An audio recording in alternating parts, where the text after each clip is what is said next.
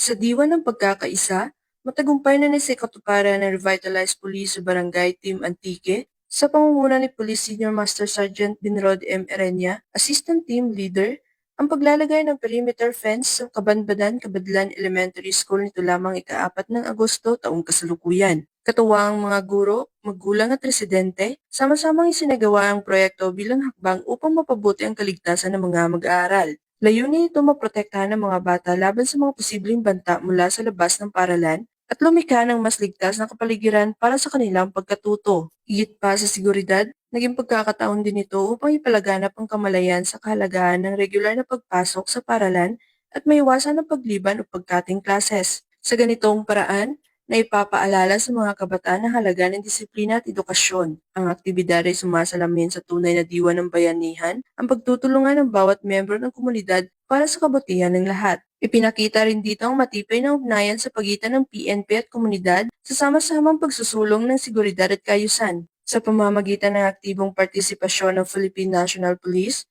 lalo na ng RPSB Team Antique, na ipamalas ang tunay na serbisyong may malasakit. Patunay ito na kapag ang kapulisan at mamamayan ay nagkaisa, mas mabilis at epektibo ang pag-abot sa mga layunin ng kaunlaran. Sa tulong ng PNP, naging mas ligtas, mas disiplinado, at mas handa ang paralan sa paghubog sa kinabukasan ng kabataan.